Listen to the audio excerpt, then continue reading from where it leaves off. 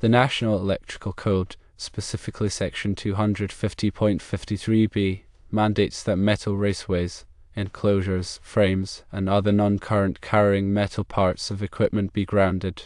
Section 250.56b permits grounding through a metal frame if it is bonded to the equipment grounding conductor.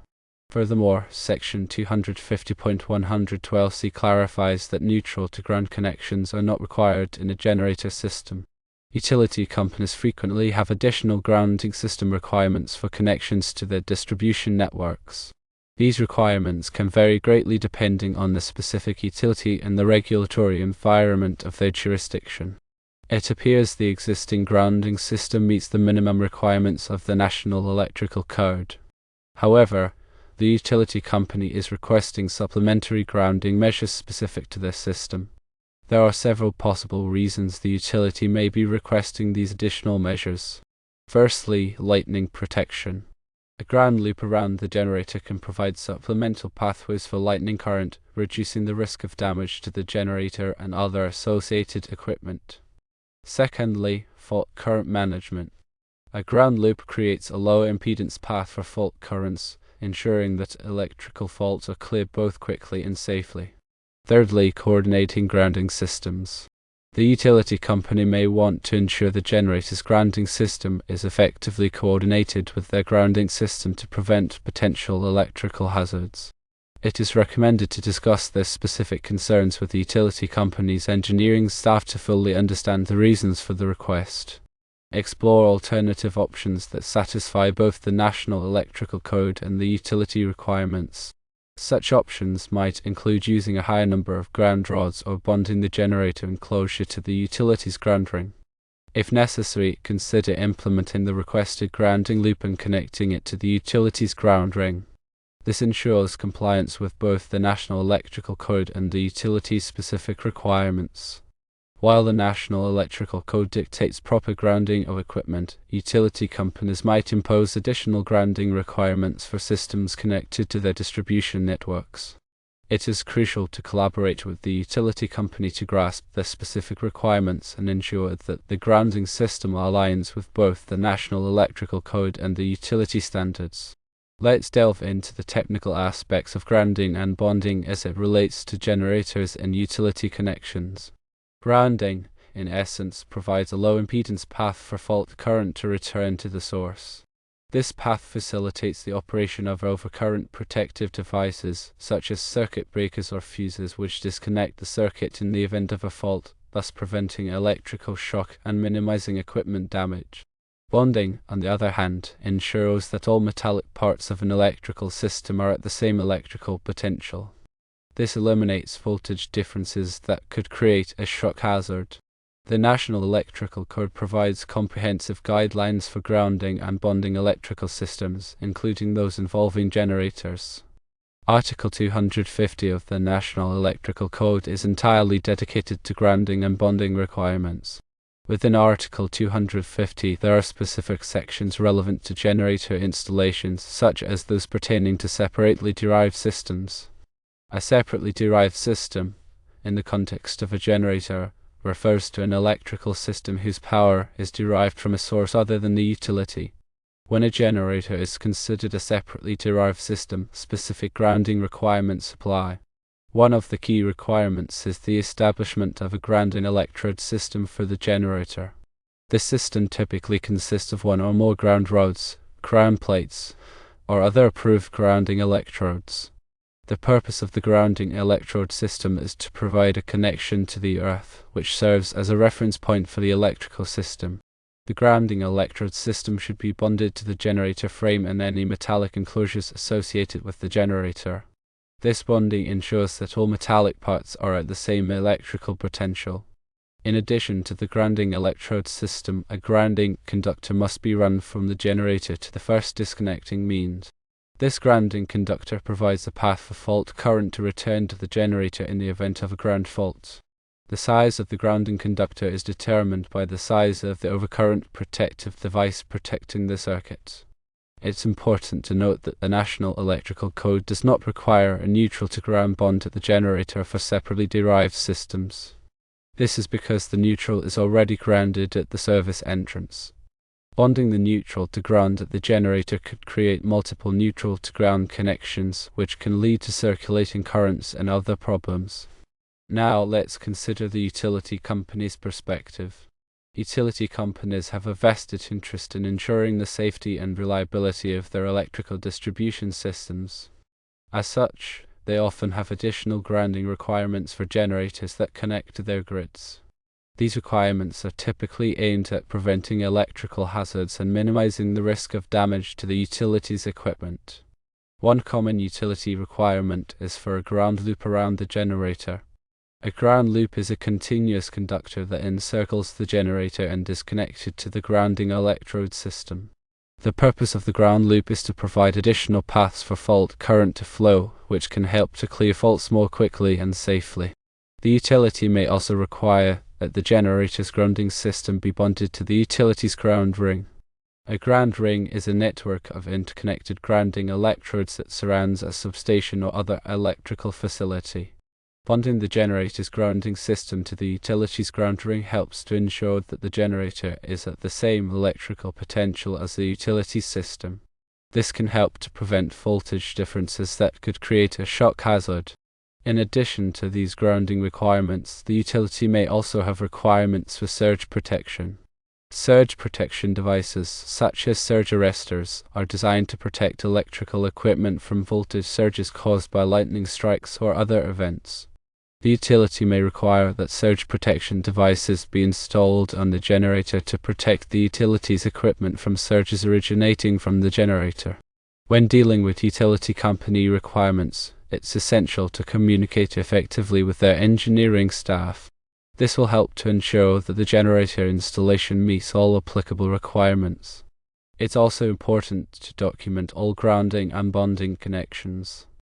This documentation should include the size and type of grounding conductors, the location of grounding electrodes, and the results of ground resistance tests.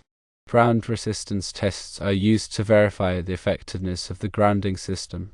The National Electrical Code specifies maximum ground resistance values for different types of grounding systems.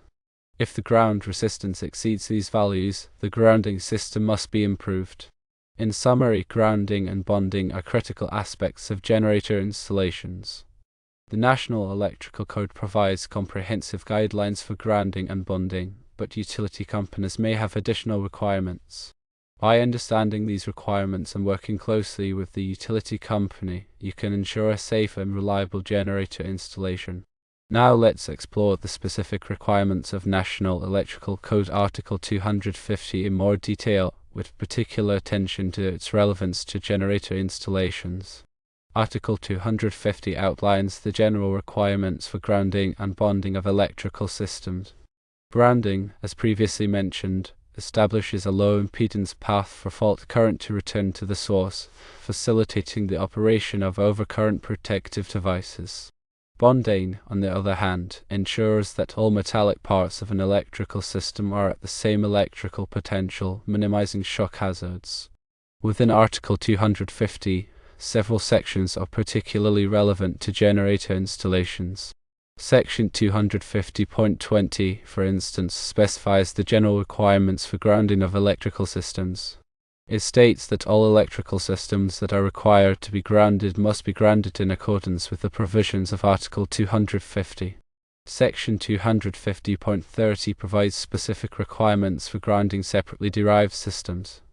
As previously discussed, a generator is often considered a separately derived system when it serves as an alternative power source. Section 250.30 outlines the requirements for establishing a grounding electrode system for a separately derived system.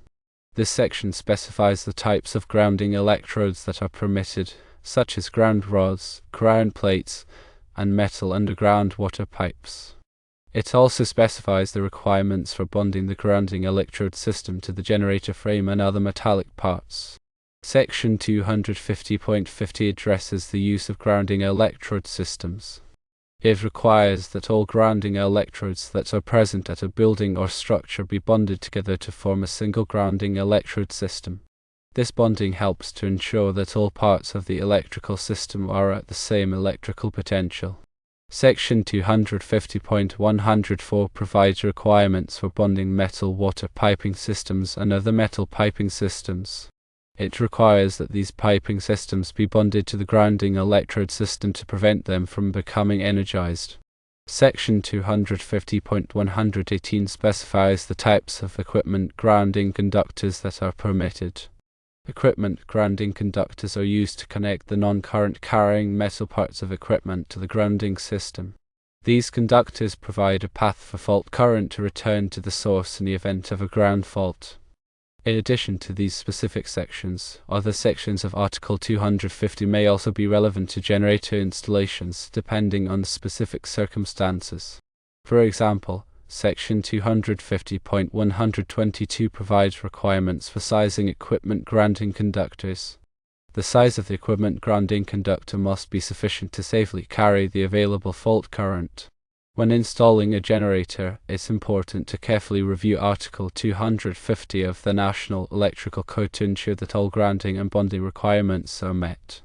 It's also important to consult with a qualified electrical inspector to ensure that the installation complies with all applicable codes and regulations. Now, let's consider the potential implications of not meeting the National Electrical Code requirements for grounding and bonding. Failure to properly ground and bond an electrical system can create a number of hazards.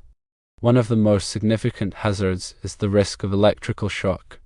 If a fault occurs in an ungrounded or improperly grounded system, the metal parts of equipment can become energized. If a person comes into contact with an energized part, they could receive a severe or fatal electrical shock. Another hazard is the risk of fire. If a fault occurs in an ungrounded or improperly grounded system, the fault current may not be high enough to trip the overcurrent protective device. This can allow the fault current to flow for an extended period of time, which can generate heat and potentially cause a fire. In addition to these safety hazards, failure to properly ground and bond an electrical system can also damage equipment. Fault currents can cause damage to electrical equipment, such as motors, transformers, and circuit breakers. Proper grounding and bonding can help to minimize the damage caused by fault currents. Finally, failure to comply with the National Electrical Code requirements for grounding and bonding can result in fines and penalties. Electrical inspectors have the authority to issue citations for violations of the National Electrical Code. These citations can result in fines and may require the owner to correct the violations. In summary, proper grounding and bonding are essential for ensuring the safety and reliability of electrical systems. Failure to meet the National Electrical Code requirements for grounding and bonding can create a number of hazards, including the risk of electrical shock, fire, and equipment damage. In addition to understanding the National Electrical Code requirements for grounding and bonding, it's also important to understand the principles of electrical safety. Electrical safety is the practice of protecting people and property from the hazards associated with electricity. There are a number of things that can be done to improve electrical safety. One of the most important is to ensure that all electrical work is performed by qualified electricians. Qualified electricians have the training and experience necessary to perform electrical work safely. Another important step is to regularly inspect electrical equipment for damage. Damaged electrical equipment can pose a serious safety hazard. If you find any damage to electrical equipment, it should be repaired or replaced immediately. It's also important to use ground fault circuit interrupters, or GFCIs, in areas where there is a risk of electrical shock. GFCIs are designed to detect ground faults and quickly disconnect the power, preventing electrical shock. Finally, it's important to educate yourself and others about electrical safety. By understanding the hazards associated with electricity, you can take steps to protect yourself and others from harm. Now let's delve into specific grounding scenarios. Consider the scenario where a generator is supplying power to a building during a power outage. In this case, the generator is considered a separately derived system and must be grounded accordingly. The generator should be connected to a grounding electrode system, which may consist of one or more ground rods. The grounding electrode system should be bonded to the generator frame and any metallic enclosures. A grounding conductor should be run from the generator to the first disconnecting means in the building.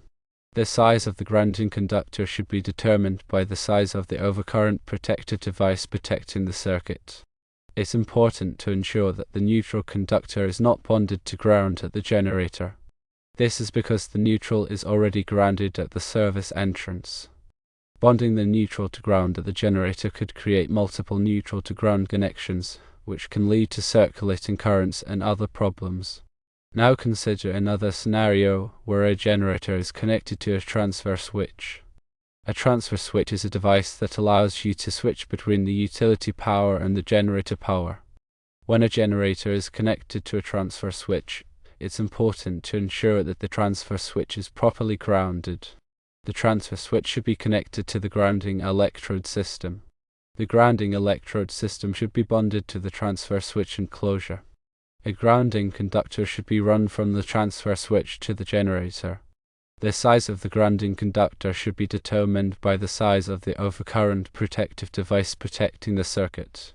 It's also important to ensure that the transfer switch is properly rated for the generator. The transfer switch should be able to handle the full output of the generator. Using an undersized transfer switch can damage the generator and the transfer switch. In addition to these specific scenarios, there are a number of other grounding considerations that may be relevant to generator installations. For example, it's important to consider the soil conditions at the installation site. Soil conditions can affect the effectiveness of the grounding system. If the soil is dry or rocky, it may be necessary to install additional grounding electrodes to achieve the required ground resistance. It's also important to consider the proximity of other electrical equipment. If the generator is located near other electrical equipment, it's important to ensure that the grounding systems are properly coordinated.